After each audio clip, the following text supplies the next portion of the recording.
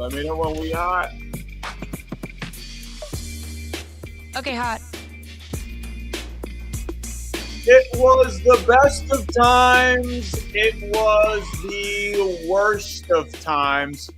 The classic quote from Charles Dickens' 1859 novel, A Tale of Two Cities, and perfect to describe the tale of two halves that was game one of the Western Conference Finals. After two quarters, the Wolves found themselves leading OKC 48-44, but after being outscored 70-40 in the second half, your Minnesota Timberwolves and mine now find themselves down 1-0 and looking to bounce back in a critical game two of the Western Conference Finals on the road against Oklahoma City. Tip-off is just about an hour away, but for the next 30 minutes, you're in the pregame party zone.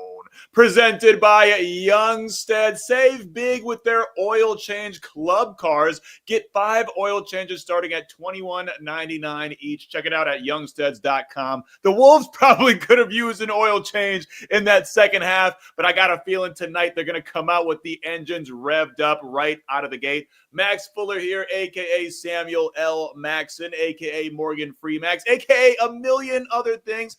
And I'm just a wannabe baller. Fortunately, I got the real deal on the ones and twos with me. He's got a doctorate in dunking on dudes. He is the one, the only Dr. Parker Fox. And in true Dr. fashion, Parker, I need you to diagnose what we saw in game one. Whew, Maxwell, I appreciate the intro. Man, where do we start? That is the gem of a question that everybody's trying to figure out. This is a Wolves team that's been excellent in a lot of facets of what they want to do defensively and offensively. We saw none of that in game one. And we saw a decent first half. I'm actually pretty happy with the way we came out to start the game. You know, a lot of people kind of figured with the 7-day rest that we wouldn't be tuned up, ready to go. But we were tuned up and ready to go. What happened in the second half when Oklahoma City was able to go to their bench and make adjustments, that really scares me. We'll get into all of that today, Max, but I'm super pumped, blessed, and excited to be here with you. We gotta create this energy, man. We're the start of this thing, man. We got to keep this thing going. So Wolves fans are excited about tonight. There's been too much downness. I've talked to too many people today that are already out on the Wolves. Guys, this is game one. Everybody take a deep breath. We're on the road on a historic team, the Oklahoma City Thunder. We still have a lot of hope, a lot of chances, and it starts tonight with game two. You right, Parker. We got to bring the energy. We got to blow up the balloons. We got to hang up the piñatas. People are all ready to cancel their RSVP to the NBA Finals, but I'm not ready. I know you not ready to cancel on. It's game one. They lost game one of the last series too, and we saw how that went. It was still Wolves in 5. It's still Wolves in 5 until it ain't, but they're going to need to bring their best tonight because game one was a disaster in a multitude of ways, Parker. And like we talked about at the top, there's a million different places that you could start.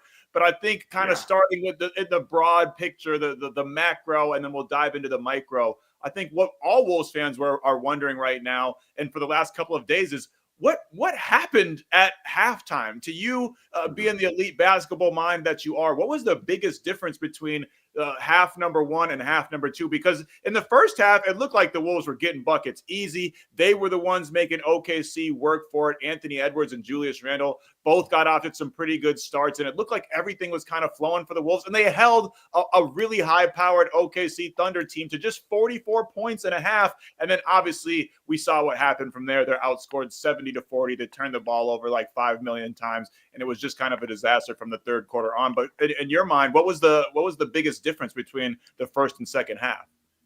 Yeah, I think there's a lot of things. I think you have to give Mark Daigneault and his staff a lot of credit. They were excellent in what they wanted to do coming out of that second half. They didn't, prioritize the three-point ball. They really tried to get inside, get in the paint. The Timberwolves did the opposite of that. Inconsistent scoring stretches have kind of plagued the Timberwolves all season. You have to find ways to maintain offensive rhythm, and you have to avoid, extended periods where you're not scoring the ball. You can't watch the clock tick for 1, 2, 3 minutes and your team isn't putting the ball in the loop. You have to find ways to continue, to score the ball. And I think that is obviously on the offensive end, with some of the turnovers.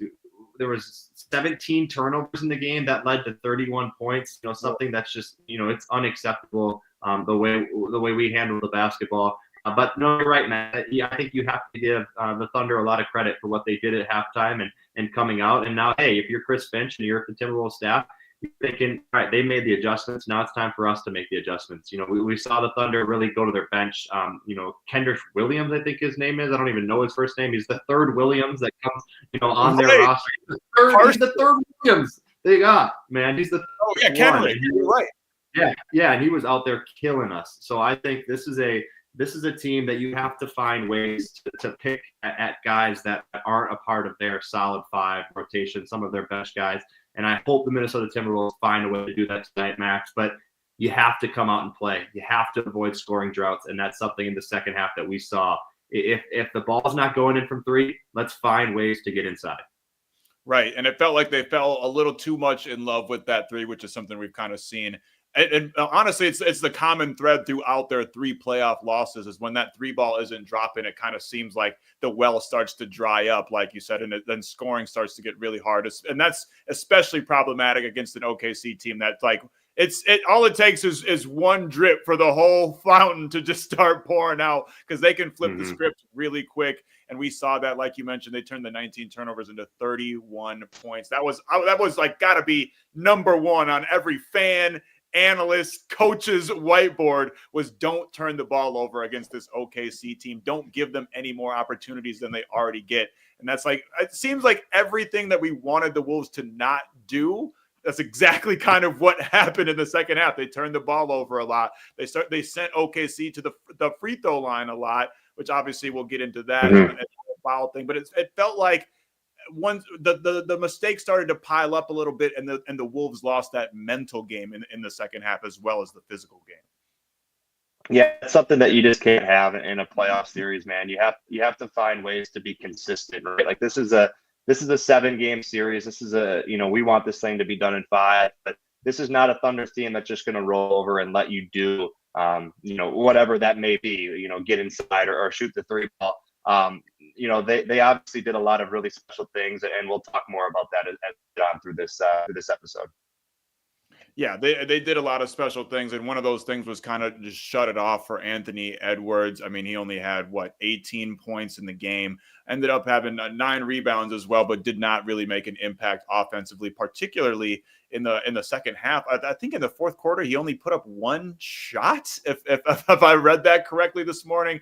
Obviously, the news came down this morning that he was fined $50K for saying, quote, "I only took 13 bleeping shots," unquote. And I think we're all kind of feeling the same way as he is. But he mentioned it multiple times too. He said that the Thunder were clogging up the paint every time he looked up. There were 4 dudes in the paint, and it was just really hard for him to kind of get it going offensively. What did you see from the Thunder defense specifically that kind of frustrated Anthony Edwards?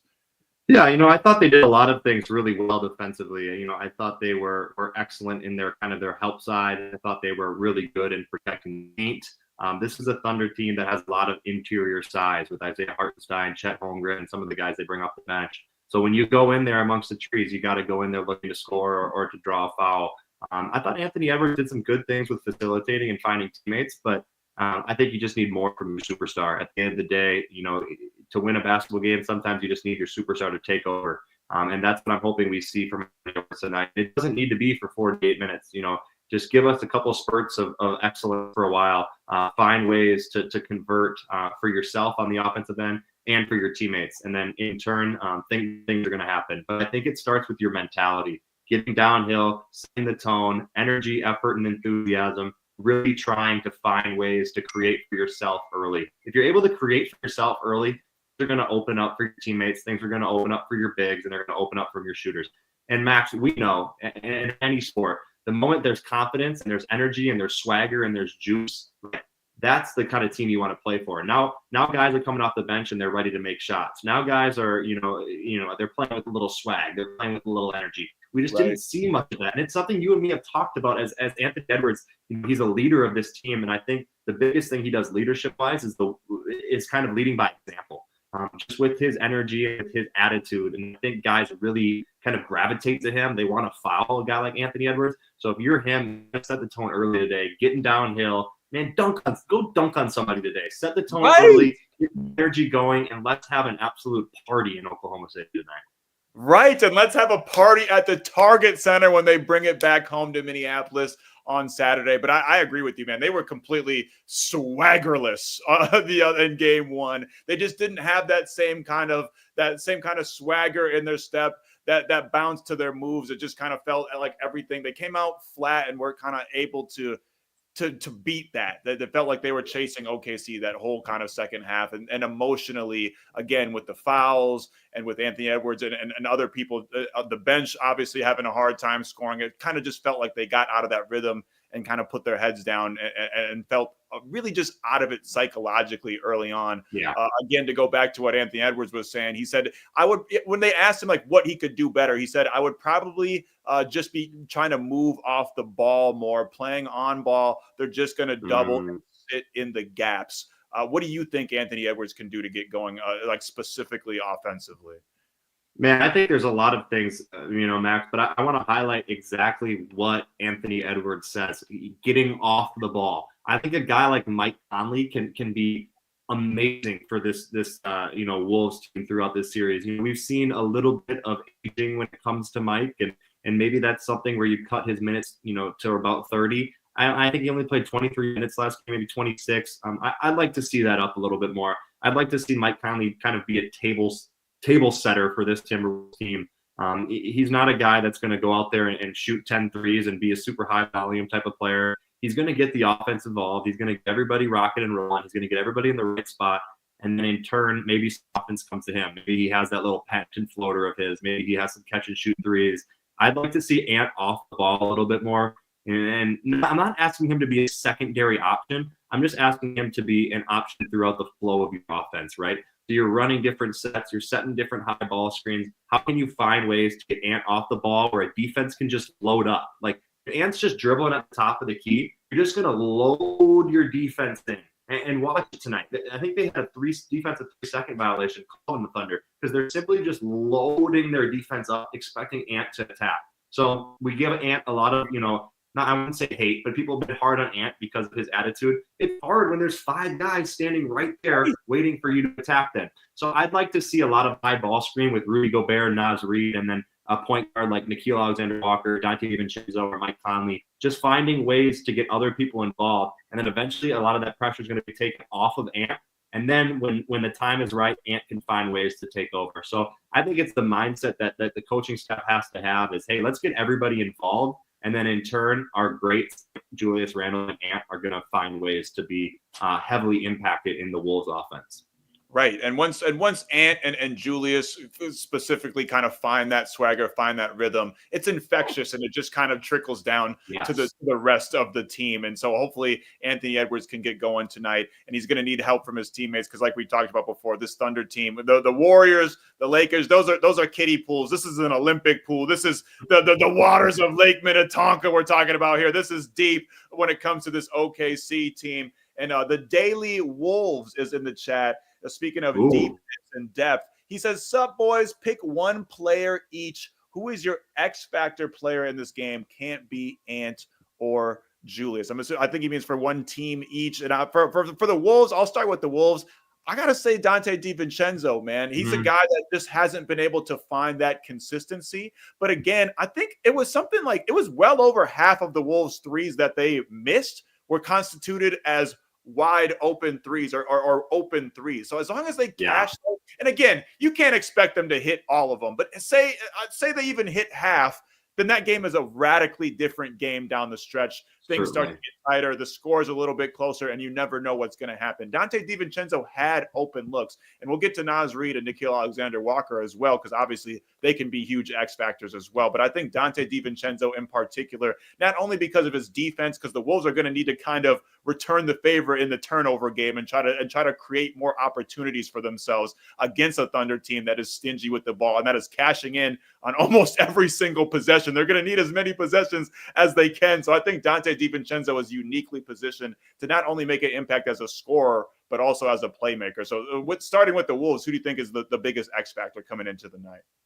Yeah, I just highlighted Mike Conley. Obviously, that's a name that I think, I don't think individually he's the guy that's going to make a crazy difference for us. But I think just with his ability to table set, get the offense going, get guys in the right spot, I think that's going to help out a lot. But the guy I want to highlight is Jaden McDaniels. He's a name that we've talked obviously a lot about. He's a pivotal role in the success of this Minnesota Timberwolves game. And he started the game out 2 nights ago. Awesome. Hit a 3 early, hit a pull-up mid-range. Those were 5 of his 7 points, and he ended up fouling out in the first 2 minutes of the game. We need a better version of Jaden McDaniels. Now, I'm not expecting Jaden to be some sort of 5 for 8 from 3 tonight and just light the scoring book up. And it's tough, man. I give him a lot of credit for what he has to do and going out there and guarding Shea and probably getting called for some fouls. There was 2 specifically that I didn't agree with. That's neither here nor there, and the reffing staff is going to help you tonight. I think we have Scott Foster and Tony Brothers on the call, so that's going to be an absolute nightmare when it comes to officiating. It worries me a little bit, but hopefully those 2 kind of have their whistle in their mouth and they let the guys play tonight. But Jaden McDaniels is the guy I want to see. I think when Jaden's engaged, especially defensively, his offensive game really takes off. He's a guy that he plays a 94-foot game. He's up pressing, he's up pressuring the ball, but then, he's also playing down low and defensively rebounding. And I think if you're Jaden McDaniels, you don't have to force early shots. Find ways to find mismatches, get to the rim early, use your size and length, and go and finish inside. I think if he's able to kind of get his offensive game going, especially in the first half, that defensive game is going to come along. Hopefully he doesn't get foul trouble tonight, because we saw what happens when he's in foul trouble. It's really hard to guard a guy like Shea when he's such a foul drawer and you're in foul trouble. So McDaniels is my guy to highlight tonight. Yeah, and that's something that we talked about going into this series that we were watching out for, with knowing that Jaden McDaniels was primarily going to be on Shai Gilgeous-Alexander, SGA, or as many people are calling him after that game, SAG, because he might be part of the SAG Actors Union. I mean, he's probably nominated for a couple of Midwest and Down South Emmys after all those flop jobs the other night. It's the elephant in the room that we haven't really talked about, Parker. Obviously, not just everyone in Minnesota. It seemed like the whole world united against the unethical hoops of Shai Gilgeous-Alexander. And obviously, that's not why the Wolves lost. The referee thing is frustrating, of course, but that's not why the Wolves lost. The Wolves had plenty of self-inflicted wounds to blame for that. But just kind of talk about the way that SGA gets this whistle. I mean, even prominent basketball minds like Bill Simmons are speaking out against this, saying that he essentially gets a different whistle than the rest of everybody else in the NBA. And it felt like, even though we all know, including the Wolves, because Chris Finch has spoke about it many times to the media, we all knew this coming into the series, but it still seemed like something that really got into the Wolves' head, especially after halftime.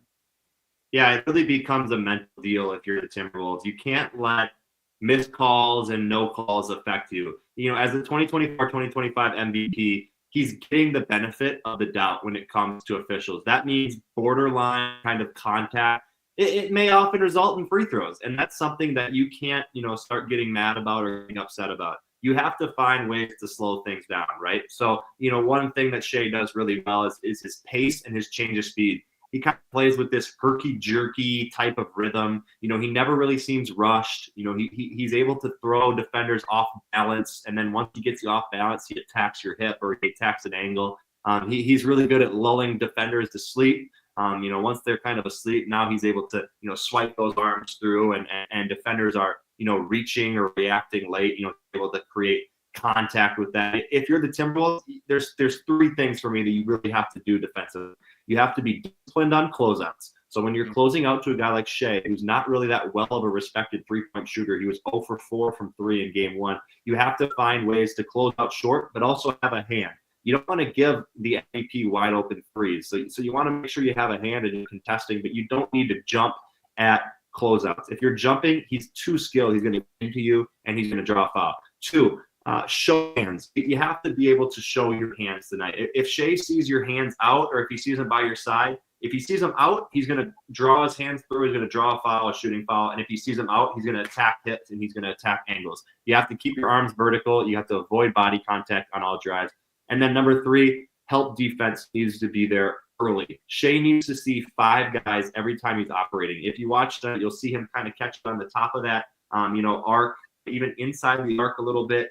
And he's just kind of reading the defense, seeing what's going on. Yes, there's a lot of moving parts, and yes, it's very difficult for the Wolves defense, but you have to show bodies early. You have to cut off driving lanes before Shea gets isolated on a primary defender. The moment he's one-on-one, he's the MVP for a reason. He's too skilled. So I think if you do those three things, you're disciplined on closeout, you show hands, and your health defense is ready early, you have a really good chance to like what Shea Alexander wants to do tonight.